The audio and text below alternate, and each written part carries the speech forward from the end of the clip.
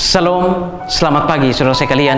Senang bisa kembali berjumpa dengan saudara dalam Light of Revival, renungan firman Tuhan yang akan memberkati kita sepanjang hari ini.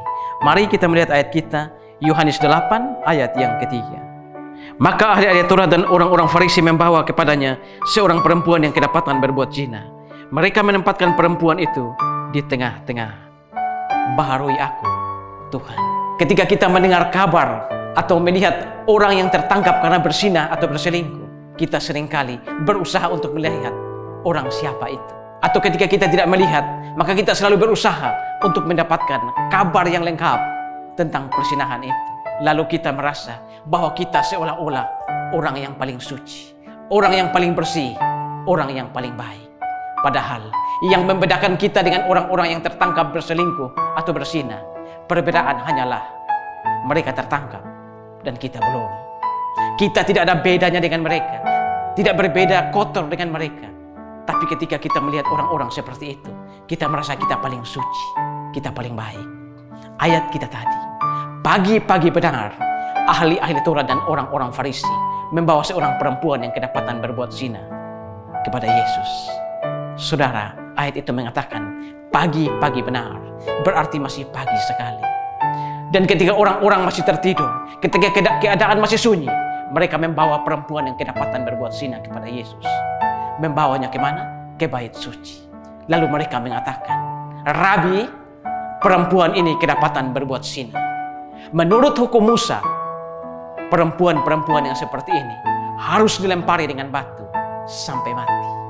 Apa pendapatmu, Rabi? Saudara-saudara, pertanyaan ini kelihatannya gampang saja dijawab. Yesus tinggal mengatakan, ya lempar saja.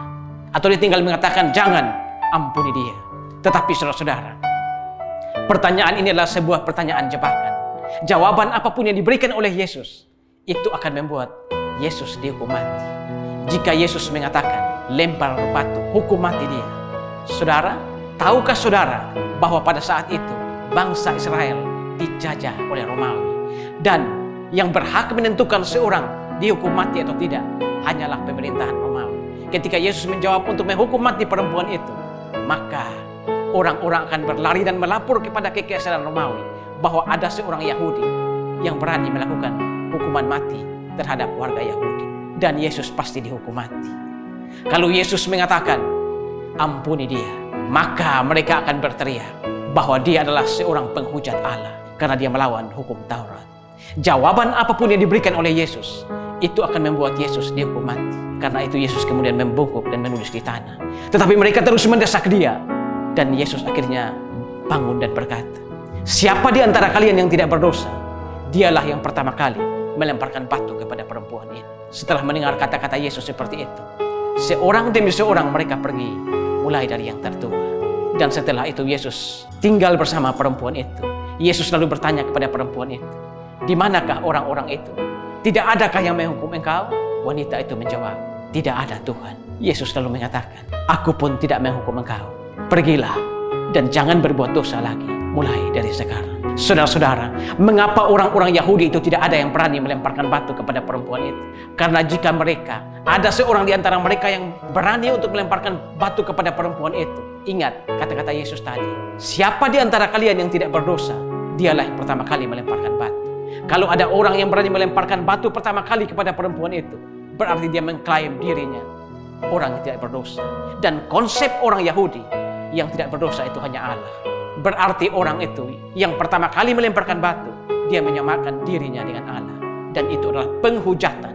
Ketika dia melemparkan batu kepada perempuan itu, maka teman-temannya tadi akan mengambil batu dan melempari dia sampai mati.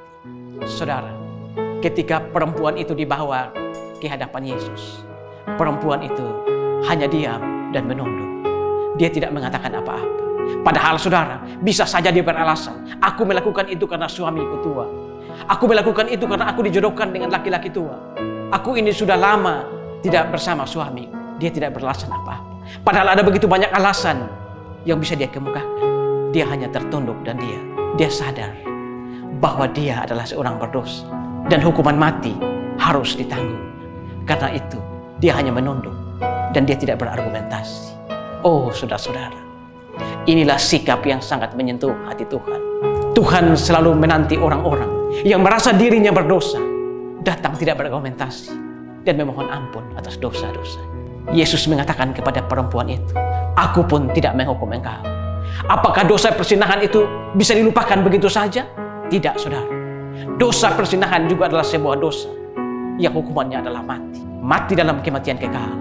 Tetapi dosa itu sudah ditanggung oleh Yesus. Dan saudara-saudara, ketika Yesus bertanya kepada perempuan itu, "Hai perempuan, di manakah mereka?" Bahasa atau kata asli yang digunakan adalah gunai. Perempuan bisa berarti lady, artinya perempuan terhormat.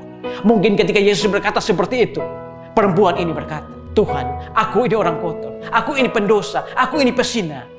Mengapa engkau memanggil aku dengan gunai?"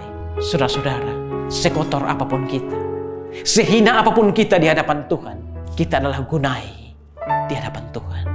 Tidak ada manusia yang tidak berdosa di hadapan Tuhan. Tidak ada manusia yang bersih di hadapan Tuhan. Tapi Tuhan tidak pernah menganggap kita sebagai sampah. Asal kita mau datang kepada Dia, memohon ampun kepada Dia, tidak berargumentasi atas dosa-dosa yang kita lakukan, maka Ia akan mengampuni kita. Datang kepada Dia dan katakan, "Ampuni aku Tuhan." Dan Tuhan akan mengatakan, "Aku tidak menghukum engkau. Aku mengasihi engkau. Engkau adalah harta paling berharga, biji mataku." Amin. Tuhan, terima kasih untuk firman-Mu pagi ini. Kami belajar dari kisah perempuan yang kedapatan berbuat zina. Kami adalah orang yang sama kotornya dengan perempuan itu. Kami adalah orang yang sama berdosa dengan perempuan itu. Tapi kami percaya bahwa di hadapan Tuhan, kami adalah gunai bagi Tuhan. Terima kasih Tuhan. Amin. Saudara, saya terus mengajak saudara untuk menjadikan firman Tuhan sebagai pelita dan terang di sepanjang jalan hidup kita. Tuhan memberkati kita semua.